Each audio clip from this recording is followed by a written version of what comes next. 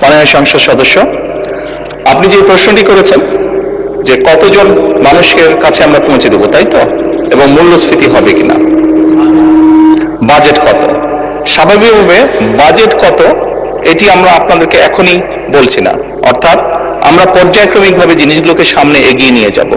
আমাদের এক একটি কৃষক কার্ড এবং এক একটি ফ্যামিলি কার্ডে আমরা রেখেছি কৃষক কার্ড যারা পাবেন সেই সকল কৃষক 2,500 টাকা পাবেন বছরে, এবং ফ্যামিলি কার্ডে যারা পাবেন তারা সে সকল নারী প্রতি মাসে 2,500 টাকা পাবেন। আমরা যেহেতু প্রতি মাসে এটিকে এক্সটেন্ড করতে থাকবো, অর্থাৎ অধিক সংখ্যক নারী কৃষক কার্ড পাবেন, অধিক সংখ্যক কৃষক কার্ড পাবেন। একবারে সবাইকে দিচ্ছে না, পৃথিবীর কোনো দেশের পক্ষে একবারে সেটি সম্ভব না করা।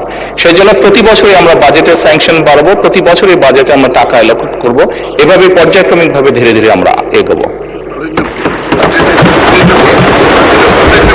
এবং অবশ্যই বাজেটের প্রাধান্য পাবে। এবং আপনি যেটা বলেছেন মূল্যস্ফীতি হবে কিনা, আমরা তো টাকা ছাপিয়ে দিচ্ছি না, আমরা যেহেতু টাকা ছাপিয়ে দিচ্ছি না কাজে মূল্যস্ফীতি হবে না, বরং আমরা মনে করি এই টাকাগুলো যখন মার্কেটে যাবে, যারা কৃষক কার্ড পাচ্ছেন সেই সকল কৃষক, যারা প্রান্তিক পর্যায়ে নারীরা যারা পাচ্ছেন টাকা, নিশ্চয়ই তারা সিঙ্গাপুর বা বিভিন্ন দেশে টাকা পাচার করবেন না, সেই টাকা লোকাল অর্থনীতি তারা খরচ করবেন। এবং একজন নারী স্বাভাবিকভাবে সেটি তার সন্তানের লেখাপড়ার পিছে খরচ করবেন, অথবা সেটি তার সন্তান বা পরিবারকে একটু ভালো খাবারের ব্যবস্থা করবেন, অথবা তিনি লোকালি কোনো ছোট ব্যবসা প্রতিষ্ঠান গড়ে তুলবেন। ফলে যেটা হচ্ছে, যেই টাকাটা সরকারের কাছ থেকে তার কাছে যাচ্ছে সেই টাকাটা লোকাল ইকোনমিকে শক্তিশালী করছে, লোকাল ইকোনমিতে সেটি রোটেট করছে। যেমন একজন নারী যখন সেই টাকাটি পাবেন, উনি যদি একটি মুদির দোকানে গিয়ে সদাই করেন, এরকম ওনার আশেপাশে যারা সেটি পাবেন, আরো যে সকল পরিবার, আরো যে সকল নারী পাবেন, তারা সকলে যখন ওই মুদির দোকানে যাবেন, স্বাভাবিক সেই মুদির দোকানের সেল বাড়বে।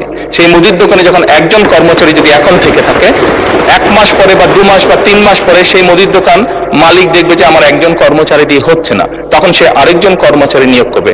ফলে কি দাঁড়াচ্ছে, কর্মসংস্থান হচ্ছে, এবং সেই কর্মচারী 2 জন বেতন পাবে, তারাও গিয়ে গামছা কিনবে, লুঙ্গি কিনবে, অথবা তার সন্তানের জন্য চিপস কিনবে, অথবা একটা ছোট্ট ফ্রক কিনবে তার মেয়ের জন্য। ফলে লোকাল ইকোনমি আস্তে আস্তে স্ট্রেনদেন হবে, লোকাল ইকোনমি আস্তে আস্তে বড় হবে। কাজেই মূল্যস্ফীতি হবে বলে আমরা মনে করি না, আমাদের কোনো রিসার্চে মূল্যস্ফীতি বলে না, বরং অর্থনীতি আরো সচল হবে, অর্থনীতি আরো স্ট্রেনদেন হবে, এবং লোকাল যে সকল ইন্ডাস্ট্রি আছে, বাংলাদেশের শতকরা 70 থেকে 80% মানুষ যে সকল প্রোডাক্ট কনজিউম করে সেগুলো লোকাল ইন্ডাস্ট্রি প্রোডাক্ট কনজিউম করে।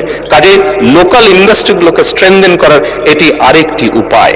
এবং তার ফলে যেটি হবে, সামগ্রিকভাবে ডিপ্রাইভ যে সকল মানুষ আছে, আমি বলছি না যে আগামী 6 মাসের মধ্যে এটি হবে, তবে ইনশাল্লাহ 3 থেকে 5 বছরের মধ্যে আপনি যে পরিবর্তনটি দেখবেন, যারা প্রান্তিক গোষ্ঠীর মানুষ, তাদের জীবনযাত্রার মান ইনশাল্লাহ অনেক উন্নত হবে।